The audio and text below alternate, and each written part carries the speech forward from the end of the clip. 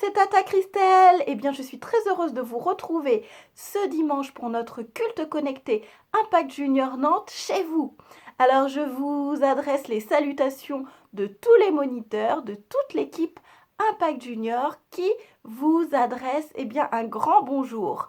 Amen. Alors, aujourd'hui, avant que nous ne démarrions la parole du jour, je nous invite à prendre un temps dans la louange et l'adoration avec tonton Warren et on se retrouve tout à l'heure. À tout à l'heure les enfants.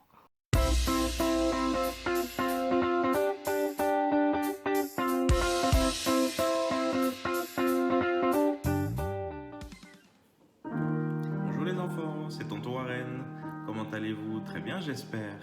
Alors ce matin, nous allons chanter un chant qui dit « Jésus, je te donne ma vie ». Est-ce que tu veux donner ta vie à Jésus? Oui? Alors, on va chanter ensemble.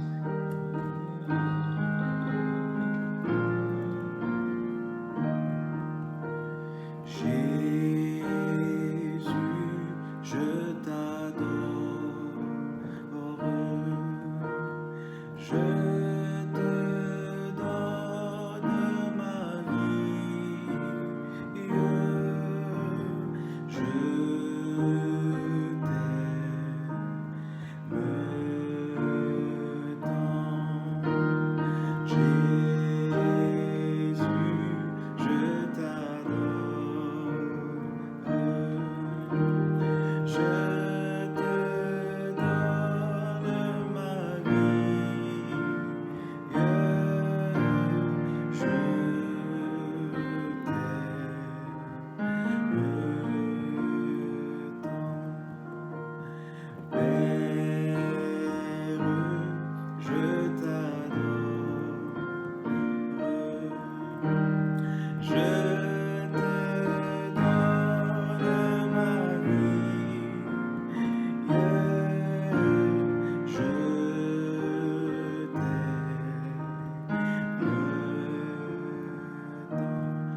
avec moi.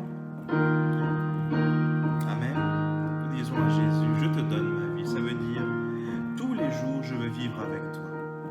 Tous les jours, je veux être avec toi. Je ne veux jamais m'éloigner de toi.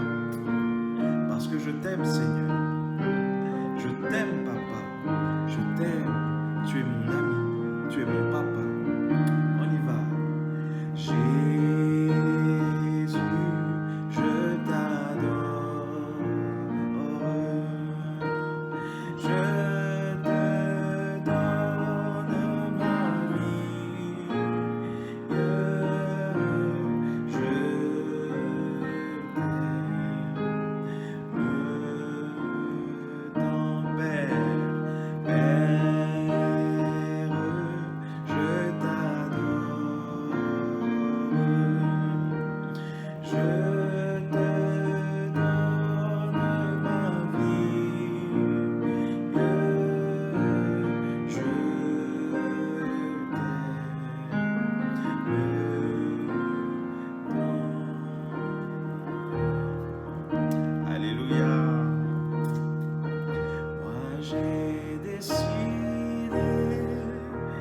Suivre Jésus, moi j'ai décidé de suivre Jésus, moi j'ai décidé de suivre Jésus, oui pour toujours, oui pour toujours, j'ai décidé, moi j'ai décidé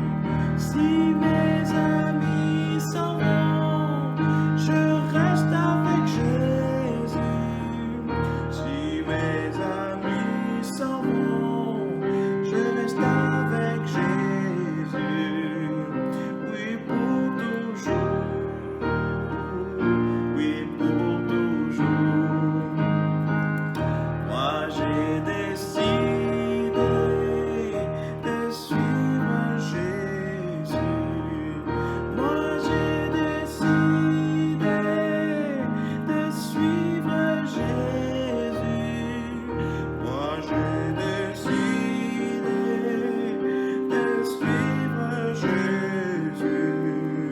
Oui pour toujours. Oui pour toujours. Oui pour toujours. Oui pour toujours. Oui pour toujours. Oui pour toujours.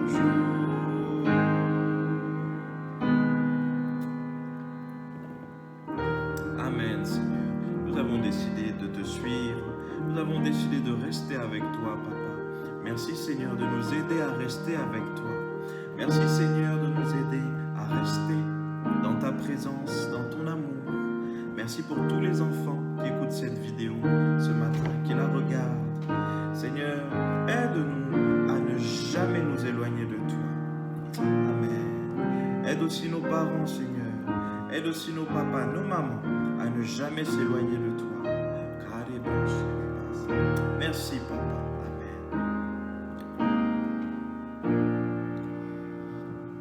Amen.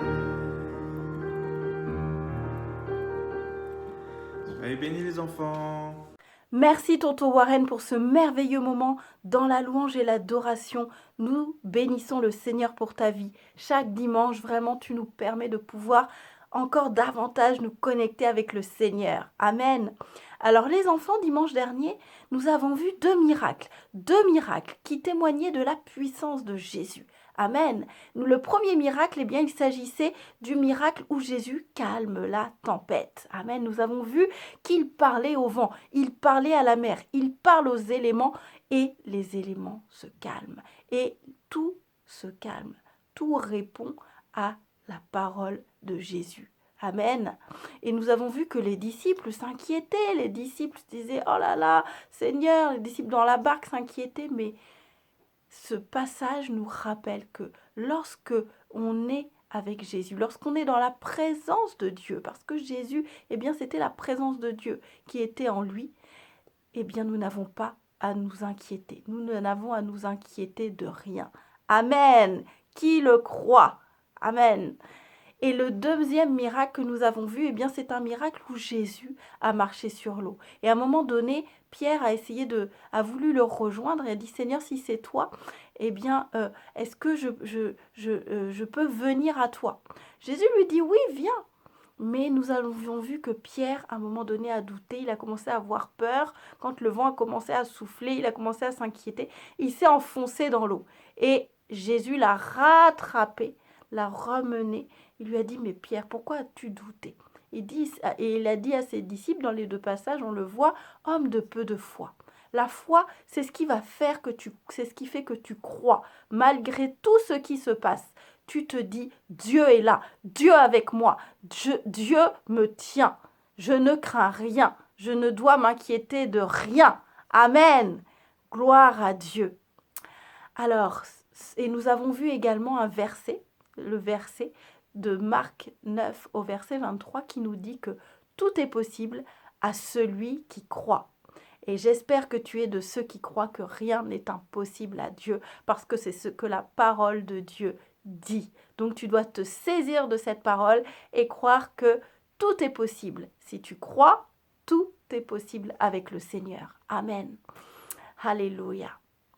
Alors, eh bien, ce dimanche, nous allons voir deux nouveaux miracles également.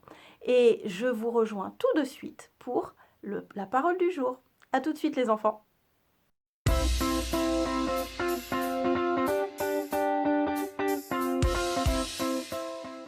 Alors les enfants, le message que nous allons voir aujourd'hui s'intitule « Jésus règne sur la mort ». Est-ce que tu peux le dire avec moi? Jésus règne sur la mort. Amen. Et le premier miracle relatif à ce message, eh bien, s'intitule « La petite fille de Jairus ». Jairus, c'était un homme qui avait une petite fille qui était très malade. Cette histoire se trouve dans le livre de Luc, au chapitre 8, au verset 41 à 56. Et sa petite fille, eh bien, donc, avait certainement des graves problèmes de santé. Alors Jairus s'est dit, il faut que j'aille trouver cet homme qu'on appelle Jésus. J'ai entendu parler de lui. Il fait des choses extraordinaires. Il guérit des malades. Certainement, si je le trouve, il pourra guérir mon enfant. Alors Jairus est sorti de la maison, il est allé à la rencontre de Jésus. Il est allé à la rencontre de Jésus et il l'a trouvé, il y avait une grande foule, Jésus est au milieu de la foule et à un moment donné, il a réussi à aller au-devant de Jésus et il lui a dit, Jésus, s'il te plaît, viens chez moi, ma fille est très malade. Je suis certain que si toi tu peux venir, tu pourras faire quelque chose. Jésus accepta, il alla avec ses disciples chez Jairus. En arrivant, les gens étaient tristes, les gens pleuraient. Il y avait une grande tristesse parce que on a annoncé à Jairus, ton enfant est mort. Jésus, à ce moment-là, dit non, l'enfant n'est pas mort, elle dort. Alors les gens étaient certains se sont moqués en disant, mais attendez, on a vu l'enfant, elle est morte. Jésus n'a pas tenu compte de ces remarques. Il est allé avec les parents de la fillette, avec ses disciples, voir l'enfant. Et il lui a dit, lève-toi. Et à ce moment-là, la Bible nous dit que son esprit revint à la vie. Parce que lorsqu'on parle, on ne parle pas au corps, on parle à l'esprit. L'esprit s'est réveillé. Amen. L'esprit s'est réveillé. Et l'enfant s'est levé. Alléluia, l'enfant s'est levé, la petite fille a retrouvé la vie. Est-ce que tu peux acclamer le Seigneur avec moi? La petite fille est ressuscitée. Amen. Et les gens criaient, les gens sautaient de joie, les gens étaient émerveillés de voir ce que Jésus venait de faire, venait d'accomplir. Je vous laisse avec une courte vidéo qui va vous relater ce que je viens de vous expliquer et nous nous retrouvons juste après pour le deuxième miracle. À tout de suite.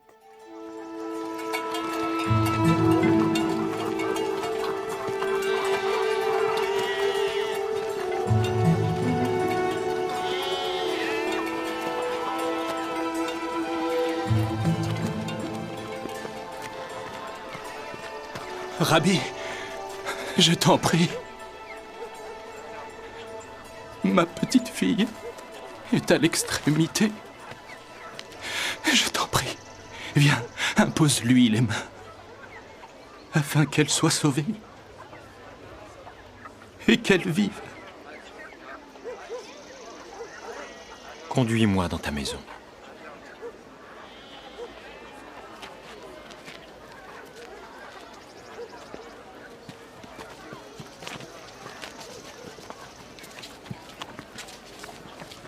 Quelle tragédie. Elle était si jeune. Mais était-elle malade? Non. Je ne crois pas. Mon Dieu, quelle tristesse. Pourquoi faites-vous du bruit et pourquoi pleurez-vous? L'enfant n'est pas morte, mais elle dort. Quittez cette maison.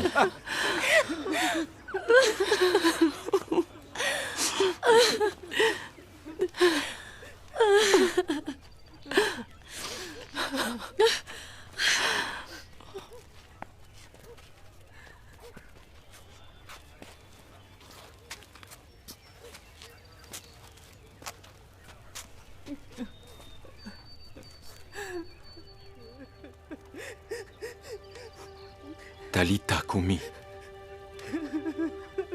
Lève-toi.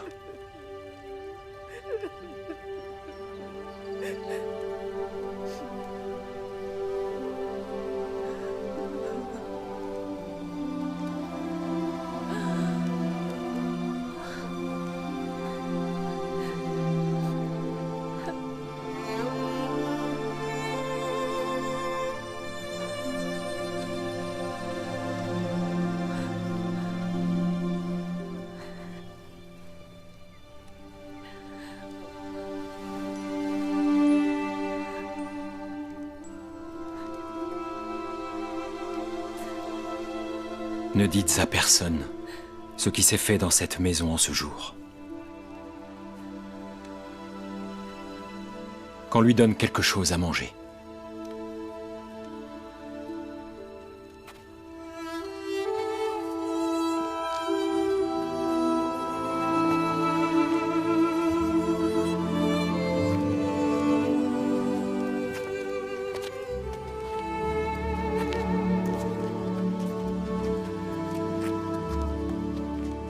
Alors le deuxième miracle que nous allons voir se trouve dans le livre de Jean, au chapitre 11, au verset 1 à 45.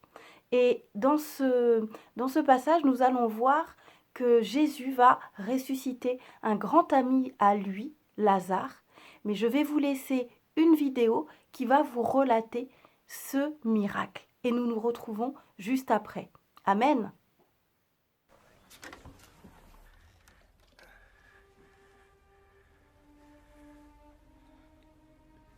Un homme qui vivait à Béthanie et qui s'appelait Lazare était malade.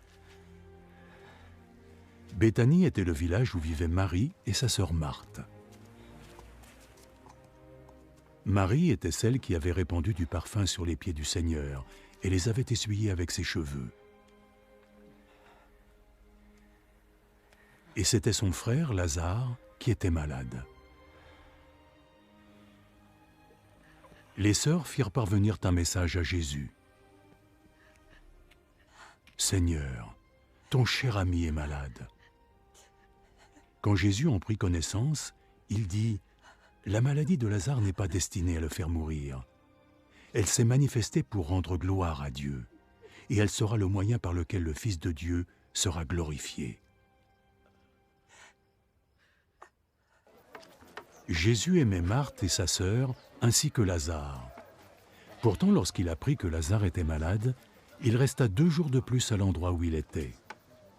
Puis il annonça à ses disciples, « Retournons en Judée. » Maître, il y a très peu de temps, les habitants là-bas voulaient te lapider, et tu envisages d'y retourner? Le jour dure 12 heures, n'est-ce pas? Ceux qui marchent en plein jour ne trébuchent pas, puisqu'ils voient la lumière de ce monde. Mais ceux qui marchent pendant la nuit trébuchent puisqu'ils n'ont pas la lumière. Notre ami Lazare s'est endormi. Mais je vais aller le réveiller.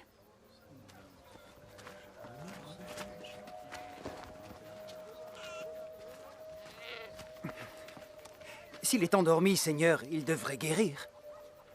Jésus voulait dire que Lazare était mort, mais ses disciples pensèrent naturellement qu'il dormait. Aussi Jésus leur dit clairement, « Lazare est mort. Mais pour votre bien. Je suis heureux de ne pas avoir été avec lui, parce qu'ainsi vous croirez. Maintenant, allons le voir. » Thomas, qu'on appelait le jumeau, dit aux autres disciples, « Allons, nous devons aussi accompagner notre maître, afin de tous mourir avec lui. » Allons-y, nous te suivons. Quand Jésus arriva, Lazare était déjà enterré depuis 4 jours. Béthanie n'était qu'à moins de 3 kilomètres de Jérusalem, et beaucoup de Juifs étaient venus voir Marthe et Marie pour les consoler de la mort de leur frère. Quand Marthe apprit que Jésus approchait, elle vint à sa rencontre, alors que Marie resta dans la maison. Si tu avais pu être là, Seigneur, mon frère ne serait pas mort. Mais je sais que même maintenant, Dieu te donnera tout ce que tu lui demanderas. Ton frère va revenir à la vie. Je sais qu'il ressuscitera au dernier jour. Je suis la résurrection et la vie. Ceux qui croient en moi vivront. Et même s'ils meurent, tous ceux qui vivent et qui croient en moi ne mourront jamais. Crois-tu cela?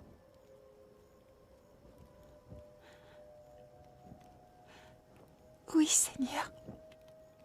Je crois vraiment que tu es notre Messie. Le Fils de Dieu, celui qui devait venir sur terre. Sur ces mots, Marthe s'en retourna et parla discrètement à sa sœur.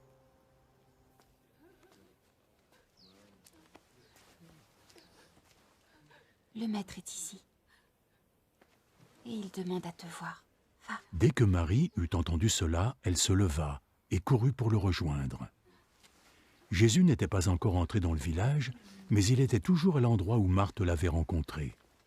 Tous ceux qui étaient dans la maison avec Marie et qui la consolaient la suivirent lorsqu'elle partit précipitamment. Ils pensaient qu'elle allait au tombeau pour y verser ses larmes.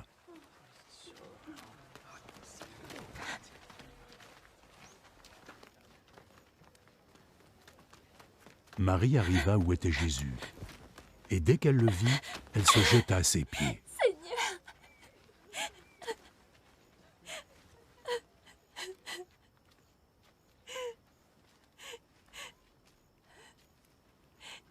Seigneur!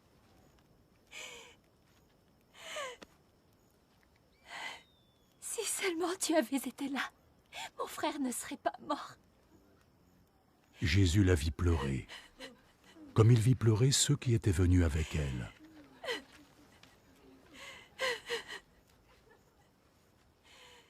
Il en fut touché et profondément ému.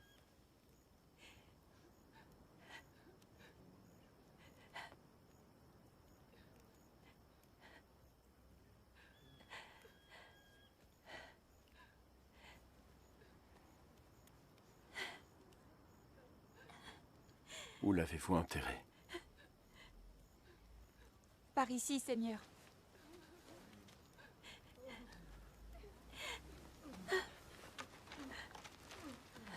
Jésus pleura. Les gens dirent alors « Regardez comme il l'aimait ». Mais quelques-uns d'entre eux dirent « Il a bien donné la vue à un aveugle, non? Alors ne pouvait-il pas aussi empêcher que Lazare meure ?» Jésus, de nouveau profondément ému, se rendit au tombeau. C'était une grotte avec une pierre devant l'entrée. Retirez cette pierre. Ça fait 4 jours qu'il est ici, Seigneur. Il doit y régner une forte odeur. Ne t'ai-je pas dit que tu verrais la gloire de Dieu si tu croyais?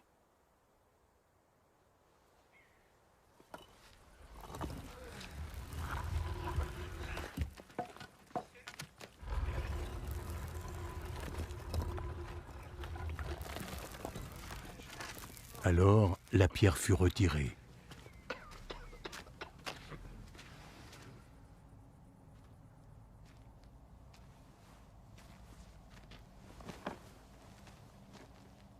Jésus leva les yeux au ciel et dit « Je te remercie, Père, de m'avoir écouté.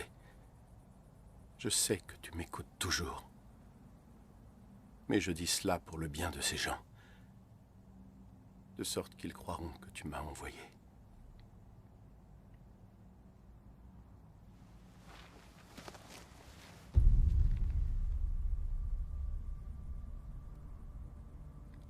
Après avoir dit cela, il cria d'une voix forte. « Lazare! Sors de là! »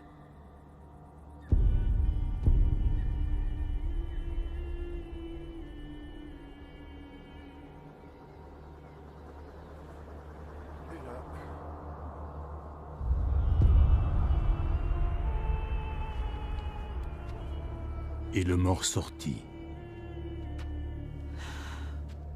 Les pieds et les mains entourés de bandes. Le visage enveloppé d'un linge.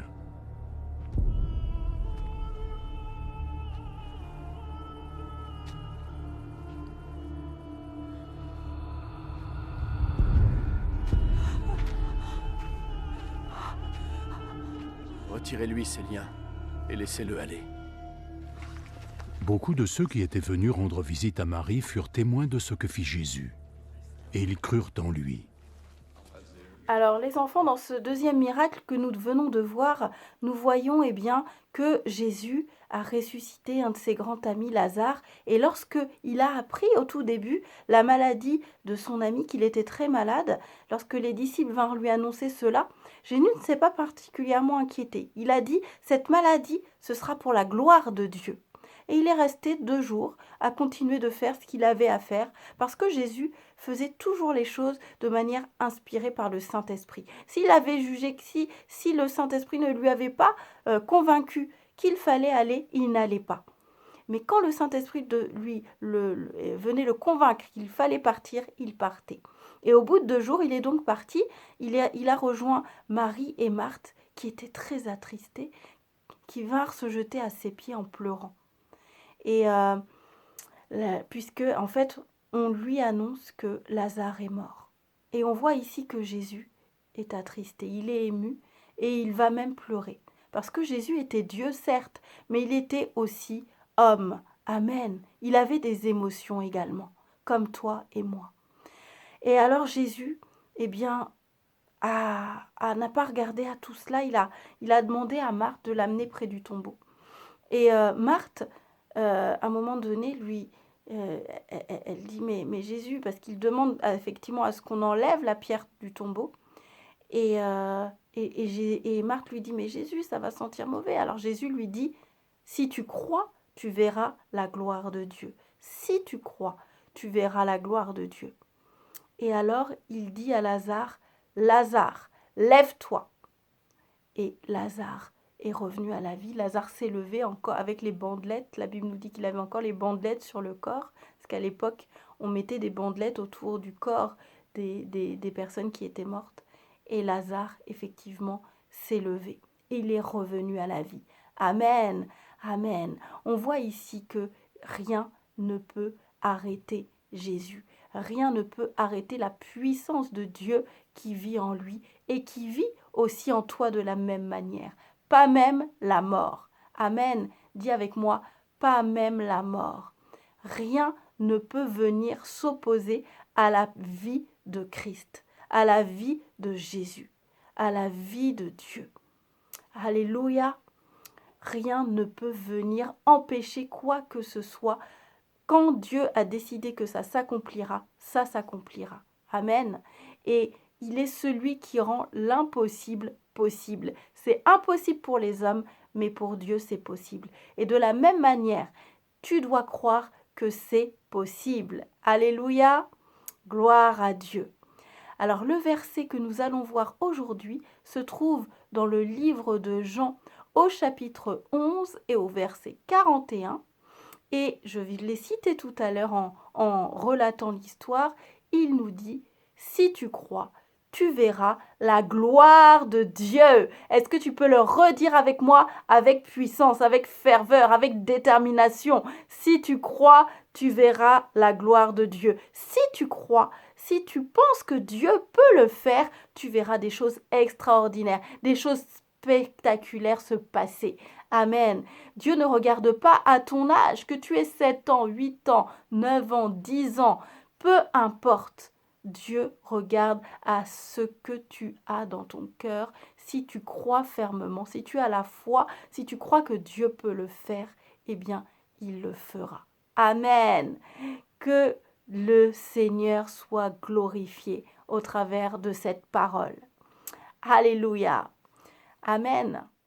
Alors les enfants, nous arrivons au terme de ce culte. J'espère que vous avez, comme moi, été richement bénis. Je vous retrouverai les activités de la semaine via le groupe WhatsApp. Et je vous retrouve pour dimanche prochain pour un nouveau message. Alléluia. Et je vous souhaite à toutes et à tous une excellente semaine. Et n'oubliez pas, si tu crois, tu verras la gloire de Dieu. Alléluia, que le Seigneur soit puissamment à vos côtés, qu'il continue de vous faire du bien, de vous équiper, de vous protéger durant cette semaine, que la présence de Dieu vous accompagne, qu'elle accompagne vos familles et qu'elle puisse vous aider à faire tout ce que vous avez à faire. Amen, que Dieu vous bénisse. À dimanche prochain.